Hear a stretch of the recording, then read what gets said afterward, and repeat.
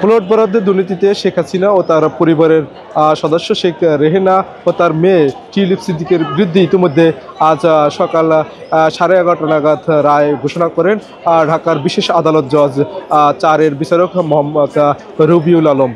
তিনি এক্ষেত্রে শেখ হাসিনাকে 5 বছরের সশ্রম কারাদণ্ড এবং শেখ রেহেনাকে 7 বছরের কারাদণ্ড এবং ব্রিটিশ এমপি টিউলিপ সিদ্দিকীকে 2 বছরের সশ্রম কারাদণ্ড, পাশাপাশি 1 লক্ষ টাকা জরিমানা, অনাদায়ে 6 মাসের কারাদণ্ড দিয়েছেন আদালত। এক্ষেত্রে বিচারক তার পর্যবেক্ষণে বলেছেন যে পবিত্র কোরআনের একটি আয়াত প্রথমে পাঠ করে শোনান। সেখানে উল্লেখ করা আছে যে তোমরা পরস্পরকে প্রতারণার মাধ্যমে সহযোগিতা ও দুর্নীতি করো না, এবং এই দুর্নীতির বিরুদ্ধে সোচ্চার হওয়ারও কথা বলেন বিচারক তার পর্যবেক্ষণে। অন্যদিকে এই মামলার যে প্লটের জন্য যে মামলাটা দায়ের করা হয়েছিল দুর্নীতি দমন কমিশন, সেক্ষেত্রে এই প্লটগুলোকে বিচারক বাতিলেরও নির্দেশ দিয়েছেন। এই মামলাটা এই চলতি বছরেরই জানুয়ারিতে মাঝামাঝি অবস্থায় দায়ের করেন দুর্নীতি দমন কমিশন।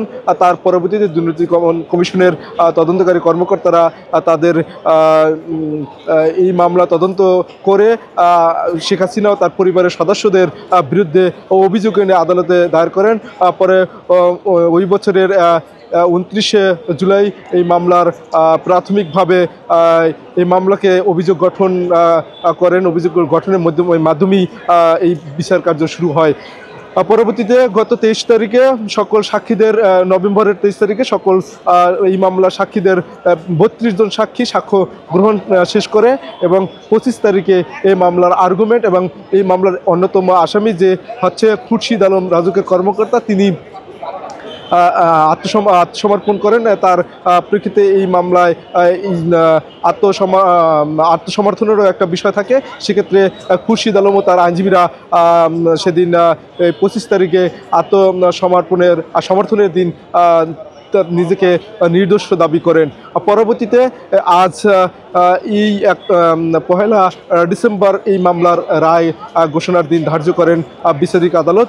পরবর্তীতে বিচারক আজকে এই রায় ঘোষণা করেন যে এই মামলার আসামি ছিল 17 জন আসামি। তার ভিতরে সাবেক প্রধানমন্ত্রী শেখ হাসিনা ও তার বোন শেখ রেহেনা ও তার ব্রিটিশ এমপি টিউলিপ সিদ্দিকী এই মামলায় আসামি করা হয়, এবং অন্য যে 14 জন আসামি রয়েছে তারাও এই মামলায় 5 বছর করে বিনাশ্রম কারাদণ্ড এবং 1 লক্ষ টাকা জরিমানা, পাশাপাশি 6 মাসের অনাদায়ে 6 মাসের কারাদণ্ড দিয়েছেন আদালত।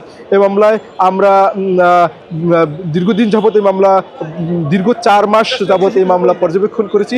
সেখানে আসামি পক্ষ এবং যে রাজুকের কর্মকর্তা রয়েছেন তারা সাক্ষ্য দিচ্ছেন, এবং সাক্ষ্যতে আমরা একটা জিনিসই বারবারই উল্লেখ করেছেন যে ক্ষমতার অপব্যবহার করে এবং চাপ প্রয়োগের মাধ্যমে এই শেখ হাসিনা এবং তার পরিবারের সদস্যরা এই প্লটকে তাদের নামে বরাদ্দ নেন।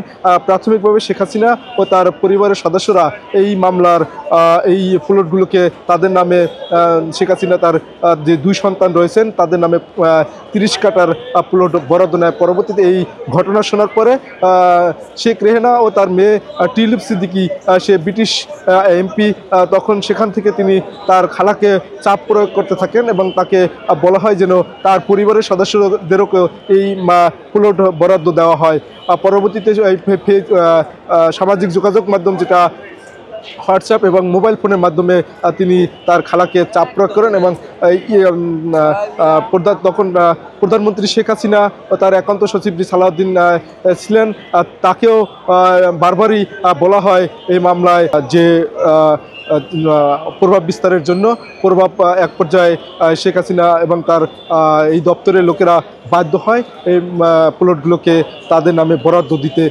আজ গত 27 তারিখে শেখ হাসিনা ও তার পরিবারের সদস্যদের বিরুদ্ধে রায় ঘোষণা করেন, 3টি মামলা রায় ঘোষণা করে বিচারিক আদালত ঢাকা বিশেষ জজ আদালতের 5-এর বিচারক।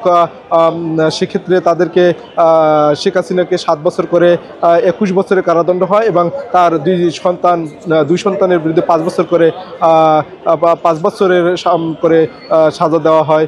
এই ছিল নিম্ন আদালত থেকে সর্বশেষ।